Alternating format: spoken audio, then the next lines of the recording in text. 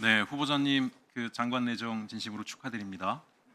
제가 경력을 보니까 이제 아프리카에서부터 해서 유럽, 인도까지 폭넓게 외교 활동을 하셨고 대통령실 근무 경력도 있으시니까 상당한 역할을 해주실 거라고 생각을 합니다. 아무래도 지금까지 안보 관세 이슈 때문에 한미, 한일, 한중 관계 관련된 얘기들이 많이 나오고 있는데요. 저는 중동 관련 얘기를 좀 해보고자 합니다. 저는 사실 국익 차원에서 우리가 중동을 굉장히 좀 중요하게 생각해야 된다라고 보고 있습니다. 최근에 이재명 대통령께서도 중동 대사를 설치하겠다고까지 이제 말씀하신 바가 있지요.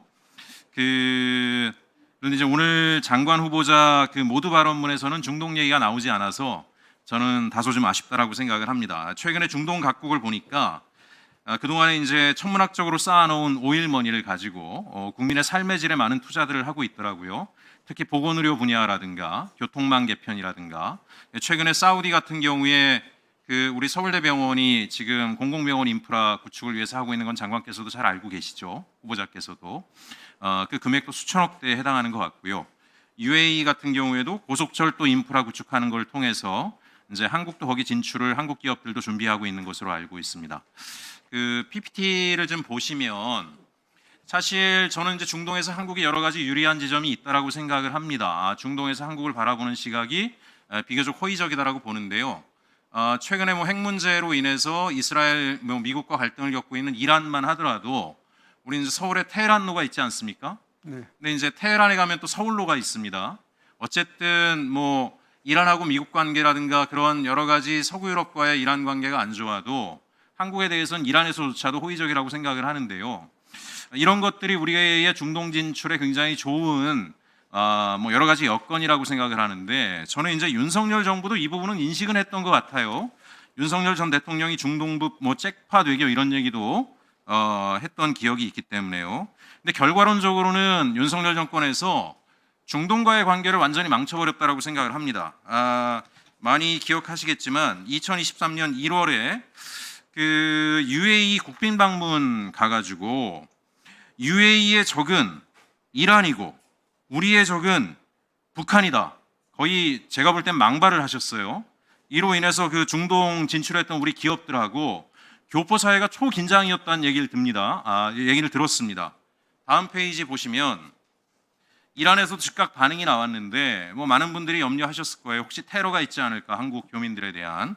그러나 이제 오랜 우호적 관계 때문에 경고 정도 수준으로 끝난 것 같고 큰 불찰은 없어서 다행이라고 생각을 합니다.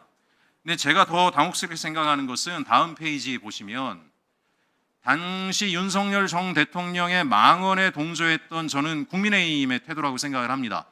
이 자리에도 계시긴 하지만 존경하는 김기현 의원님께서 윤 대통령께서 철저하게 실용적 외교에 집중했다.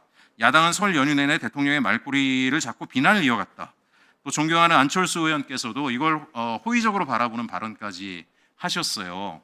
외교부도 가관이 아니었다라고 생각을 합니다. 많은 여론에서 문제가 있다라고 질타를 하는데도 불구하고 당시 외교부는 대통령실의 입장을 반복하는 거에 머물렀어요. 결과적으로 이후에 계속 진행된 중동과의 관계에서의 부실 외교의 싹을 미리 자르지 못하고 점점 황당한 국면으로 이어지기 시작했습니다. 다음 페이지 보시면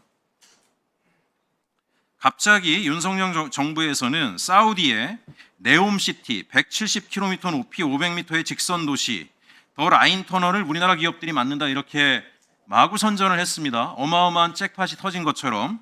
근데 실제로는 어땠습니까? 실제로는 장관님께서 후보께서 잘 알고 계시죠? 이 내용을.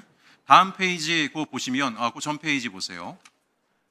저렇게 윤석열 대통령이 직접 가서 어마어마한 경제적 성과를 이룬 것처럼 얘기를 했는데 결과적으로 다음 페이지 보시면 지금 나타난 건 당시 사우디도 170km가 아니라 일부 구간만 우선 집행하겠다라고 계획을 발표한 바 있고 국토부에서도 이런 답변을 낸 적이 있어요. 그런데도 이걸 계속 밀고 나갔습니다. 결과론적으로 지금 2.4km 터널 공사 하나 따냈다는 거잖아요. 그죠? 다음 페이지 한번 보세요. 무슨 어마어마한 MOU를 통해 가지고 중동에서 경제적 성과를 이룬 것처럼 얘기를 했는데 MOU에 결과가 아무것도 없어요. 실제 금액은 아무것도 없습니다. 그냥 선언적인 수준의 협약서를 낭발한 거 외에는 아무 결과물이 없었습니다. 굉장히 안타깝게 생각하고 당시에 이런 일이 있었을 때 외교부가 좀 적극적으로 이거는 미래를 위해서 바람직하지 않다, 개선이 필요하다, 적극적인 목소리를 내서 이걸 막았어야 되지 않는가. 또 당시 이제 집권 여당 입장에서도 대통령실의 입장이니 뭐 어쩔 수 없는 면이 있었을지 모르지만 뻔히 보더라도 결과가 좋지 않을 것들에 대해서 강력하게 조치를 했어야 되는데 결과론적으로는 이런 결과가 나타나고 말았습니다. 이제 그럼에도 불구하고 저는 이제 중동이 앞으로 많은 기회가 될 수 있는 곳이라고 생각하기 때문에 중동에 대해서 우리 외교부가 적극적인 조치를 해야 된다라고 생각을 하는데, 제가 외교부 관계자에게 오늘 이 자리에 오기 전에 좀 물어봤습니다. 우리 외교부에서 중동은 어느 정도 비중이냐, 대통령께서 중동 대사까지 이야기하는데 사실이 아니길 바랍니다. 후보님, 외교부에 계셨는데 외교부에서 역량이 떨어지거나 또는 쉬러 가는 곳이 중동이라는 이야기를 들었습니다. 그래서 중동 관련해서 우리가 국익과 관련된 사업들을 할 때 외교부하고 해서는 실익이 없을 거고 산업부나 보건복지부나 기재부하고 협력해서 하는 게 훨씬 낫다, 이런 모욕적인 얘기까지 제가 외교부 내부 사정을 잘 아는 분한테 이야기를 들어서 제가 오늘 후보자님께 여쭙고 싶은 것은 중동 지역에 대해서 어떻게 생각을 하시고 앞으로 이런 여러 가지 기회들을 지금 지난 정권이 망쳐놓은 것들을 빨리 회복해서 새롭게 건설적인 관계로 나아갈 수 있는 그런 관계들을 복원해야 된다고 생각하는데 우리 후보님께서는 어떻게 생각하시는지 한 말씀 부탁드립니다. 네, 제가 유엔에서 본 중동은 세계 정치의 축소판입니다. 여기서 전쟁이 나면 다른 지역으로 다 영향을 미치고 경제적 영향뿐이 아니라 여러 가지 그런 영향을 미치는 중요한 곳입니다.